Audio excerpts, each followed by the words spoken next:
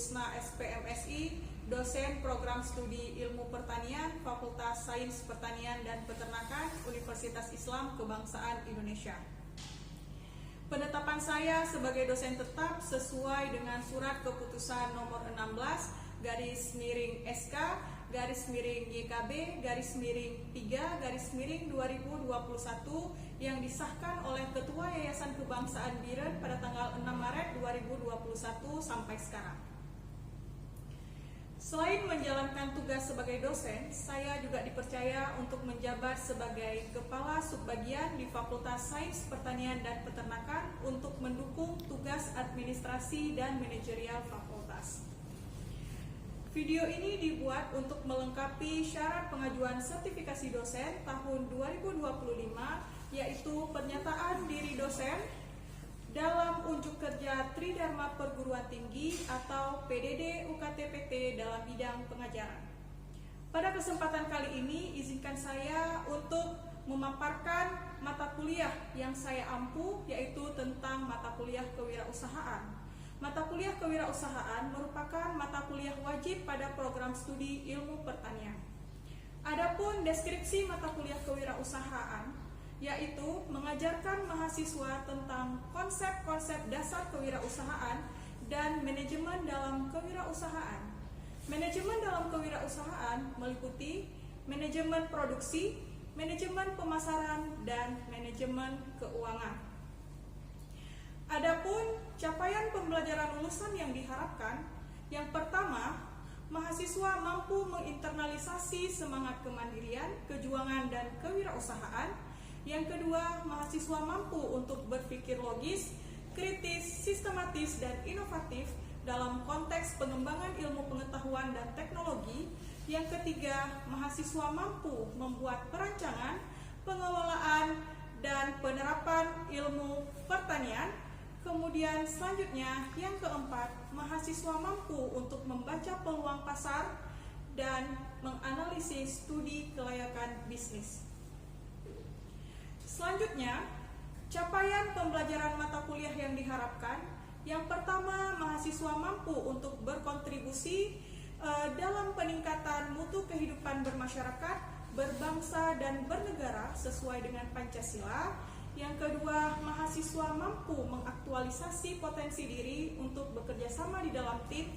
Yang ketiga, mahasiswa mampu untuk membuat perancangan, pengelolaan, dan penerapan bisnis pertanian. Adapun kemampuan akhir yang diharapkan adalah mahasiswa dapat menganalisis dampak kewirausahaan terhadap pertumbuhan ekonomi lokal dan nasional.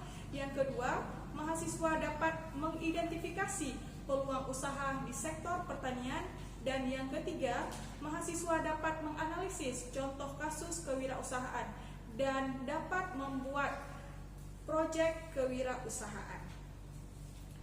Pelaksanaan yang saya lakukan yaitu pada pertemuan kelima tentang peranan kewirausahaan dalam meningkatkan ekonomi dan pengembangan sektor pertanian. Mata kuliah kewirausahaan merupakan mata kuliah wajib pada program studi Ilmu Pertanian dengan bobot 2 SKS yang berada pada semester ganjil. Mata kuliah kewirausahaan ini terdiri dari 16 kali pertemuan, 14 kali pertemuan untuk perkuliahan, 1 kali pertemuan untuk ujian tengah semester, dan 1 kali pertemuan untuk ujian akhir semester. Adapun materi yang saya sampaikan yaitu tentang kontribusi sektor pertanian terhadap ekonomi Indonesia. Selanjutnya, tantangan utama di sektor pertanian, peluang usaha di sektor pertanian, inovasi produk usaha pertanian, serta membahas studi kasus wirausaha Indonesia. Saya memanfaatkan berbagai metode pembelajaran yang inovatif seperti Project Based Learning atau PJBL dan Case Based Learning atau CBL. Saya juga menggunakan media pembelajaran seperti Learning Management System atau LMS, video yang interaktif, dan juga presentasi yang interaktif. Selanjutnya, saya juga menerapkan DIA atau Delivery Interaction Assessment yang merupakan strategi untuk memastikan kegiatan pembelajaran berjalan secara efektif, partisipatif, dan berorientasi pada capaian pembelajaran. Pada tahap delivery, saya menyampaikan materi secara sistematis dan interaktif dengan mengacu pada rencana pembelajaran semester dan capaian pembelajaran mata kuliah atau CPMK. Tahap interaction, saya kembangkan komunikasi antara dua arah, antara dosen dengan mahasiswa. Selanjutnya, pada tahap assessment, saya menerapkan sistem penilaian yang formatif dan sumatif, serta menggunakan rubrik penilaian yang transparan dan objektif. Komponen penilaiannya sebagai berikut, yaitu 15% untuk kehadiran, 10% untuk keaktifan mahasiswa, 15% untuk kuis, 20% untuk tugas individu dan kelompok, 20% untuk ujian tengah semester, dan 20% untuk ujian akhir semester. Selain itu, saya juga memberikan umpan balik yang konstruktif demi peningkatan kualitas pembelajaran. Dengan penerapan strategi pembelajaran berbasis DIA atau Delivery Interaction Assessment, saya yakin mahasiswa bukan hanya dapat memahami materi secara mendalam, tetapi juga dapat meningkatkan motivasi mahasiswa untuk dapat belajar secara mandiri, aktif, dan berkelanjutan. Demikian informasi yang dapat saya sampaikan. Berikut video pembelajarannya. Terima kasih. Assalamualaikum warahmatullahi wabarakatuh.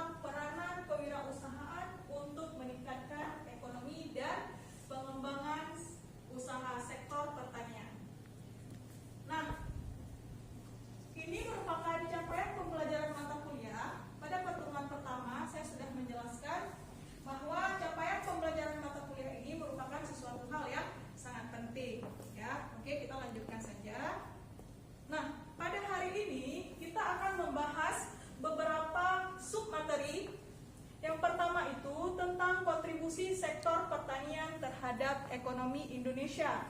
Kemudian tantangan utama di sektor pertanian. Tentunya di sektor pertanian itu dalam kewirausahaan memiliki beberapa tantangan. Nanti akan kita bahas. Kemudian ada peluang usaha di sektor pertanian. Apa saja peluang usaha yang dapat kita kembangkan di sektor pertanian. Selanjutnya ada inovasi produk, dan kita juga akan membahas tentang studi kasus sukses wirausaha pertanian Indonesia. Di sini dapat kita lihat kontribusi sektor pertanian terhadap ekonomi Indonesia. Seperti yang kita ketahui bahwa sektor pertanian berperan dalam ketahanan pangan dan menciptakan lapangan kerja, menjadikannya salah satu pilar penting dalam pertumbuhan ekonomi negara. sektor ini juga memiliki kontribusi signifikan terhadap pertumbuhan ekonomi di Indonesia. Jadi dengan sumbangan mencapai lebih dari 12% terhadap PDB nasional atau produk domestik bruto nasional. Nah, kontribusi dari sektor pertanian ini yang pertama penyerapan tenaga kerja. Ya. Selanjutnya sebagai sumber penghasilan, kontribusi PDB dan ketahanan pangan. Jadi memang betul-betul harus diperhatikan bagaimana cara mengembangkan sektor pertanian agar ekonomi Indonesia dapat meningkat. Gitu ya. Oke. Selanjutnya, tentunya di dalam sektor pertanian itu memiliki beberapa tantangan. Yang pertama, ada akses terhadap modal. Banyak masyarakat kita tidak melakukan suatu usaha atau malas berwirausaha karena apa? Karena akses terhadap modal sangat kurang, yaitu keterbatasan pembiayaan dan suku bunga yang tinggi. Itu yang menyebabkan kita tidak terlalu tertarik untuk melakukan wirausaha. Karena sebagian mindset dari masyarakat kita, apabila ingin berwirausaha, kita harus mempunyai modal yang cukup, baru kita bergerak. Oke, ketika kita tidak memiliki modal yang cukup, maka harapan dan keinginan untuk berwirausaha itu menjadi tidak terjadi, gitu ya. Kemudian teknologi dan inovasi. Apa tantangan dalam teknologi dan inovasi? Ini kurangnya akses ke teknologi modern. Jadi banyak masyarakat kita belum sepenuhnya mengadopsi inovasi dan teknologi. Karena apa? Karena mereka kurangnya pendidikan dan pelatihan. Makanya sekarang itu banyak program pemerintah untuk mensosialisasikan, memberikan pelatihan kepada masyarakat bagaimana cara mengadopsi inovasi dan teknologi. Jadi pelatihan yang diberikan itu baik diberikan melalui penyuluhan dari dinas, baik melalui akademisi. Ya, sekarang banyak sekali program-program pemerintah untuk memberikan ilmu pengetahuan baru kepada masyarakat. Ya, contohnya sekarang seperti ada program kewirausahaan dari mahasiswa, ya, untuk memberikan pelatihan dan pendidikan kepada masyarakat bagaimana menjadi wirausaha yang baik. Begitu. Kemudian tantangan selanjutnya yaitu tentang rantai pasok yang tidak efisien. Mengapa rantai pasok tidak efisien? Karena distribusi dari pemasaran itu yang terlalu panjang, yang menyebabkan hal itu tidak efisien dan merugikan para petani. Contoh kita berikan ya, di petani harga suatu produk itu dijual dengan harga yang rendah, kemudian didistribusikan melalui tengkulak, kemudian melalui pedagang pengumpul, pedagang besar, baru sampai ke konsumen akhir. Itu merupakan rantai pasok yang tidak efisien. Karena mengapa? Karena rantai pasoknya terlalu panjang. Nah, bagaimana yang dikatakan efisien? Yang dikatakan efisien ketika rantai pasok atau distribusi produk itu tidak terlalu panjang. Jadi petani tidak rugi dan konsumen akhir ketika mendapatkan harga yang ditawarkan tidak terlalu tinggi. Nah, apabila jaringan rantai pasok terlalu panjang,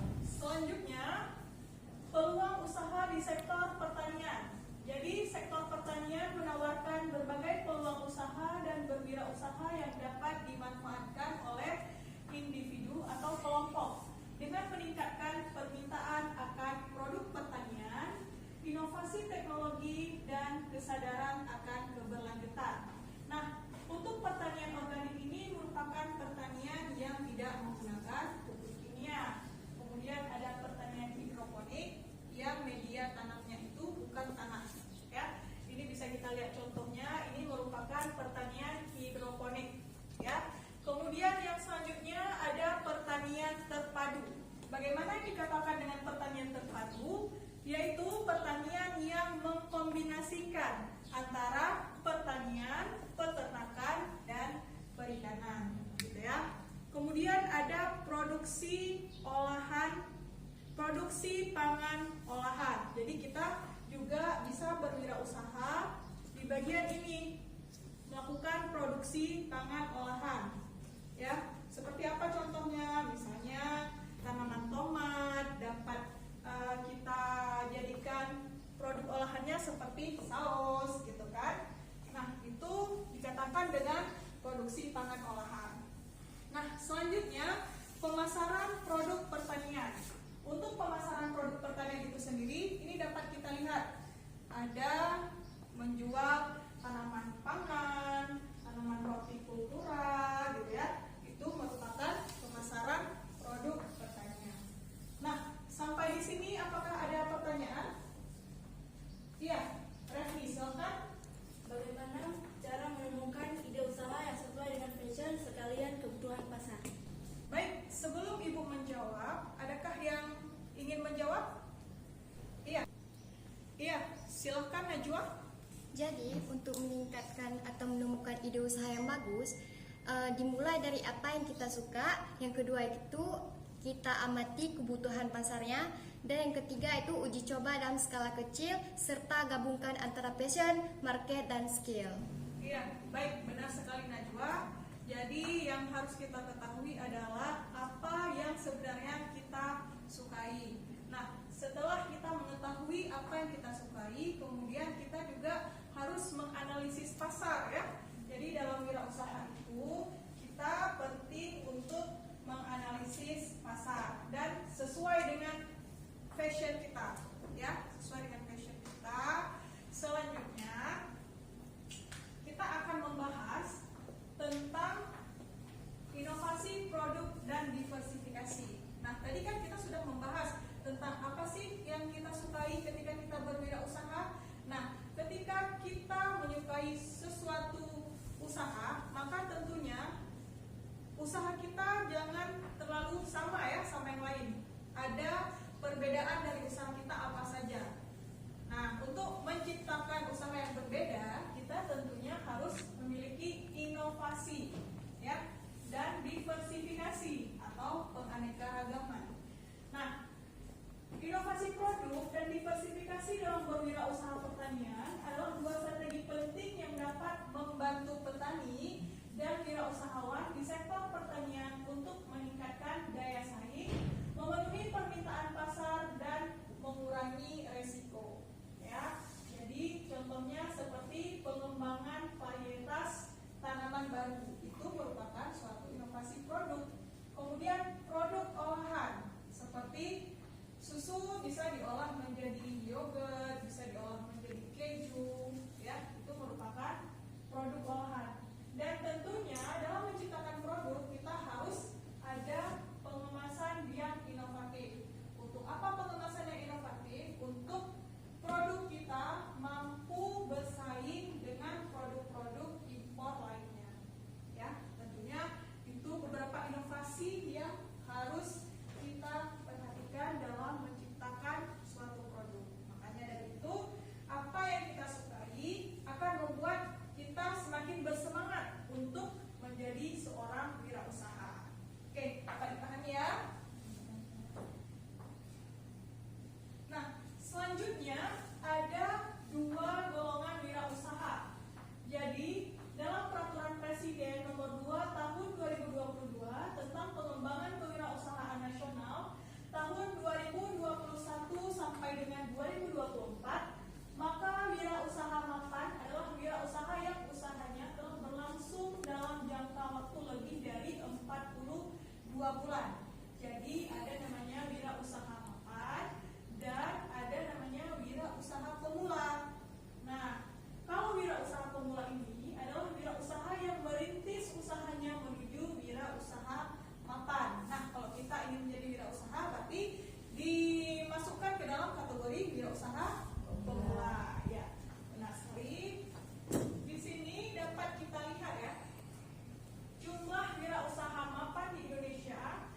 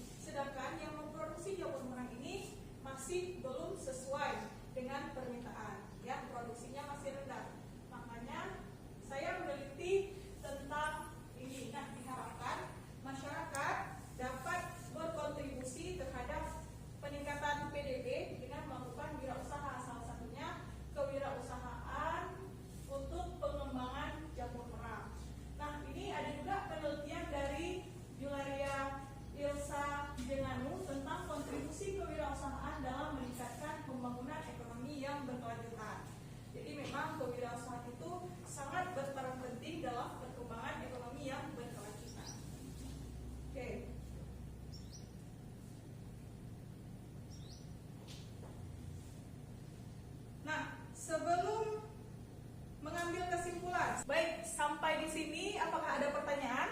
Iya. Kalau tidak ada pertanyaan, maka saya yang akan bertanya. Oke. Apa tantangan wirausaha pemula dalam berwirausaha dan apa strategi untuk mengatasi tantangan tersebut? Oke, Hikmah, silakan. Untuk tantangan yang dihadapi oleh wirausaha pemula diantaranya adanya kurangnya modal dan minimnya pengalaman dan pengetahuan tentang bisnis, serta sulitnya menarik konsumen, manajemen waktu yang buruk, serta takut gagal dan sulit dalam bersaing di pasaran. Adapun untuk mengatasinya yaitu mencari pendanaan alternatif serta mengikuti kursus pelatihan tentang kewirausahaan dan riset pasar serta membuat dan menciptakan inovasi baru.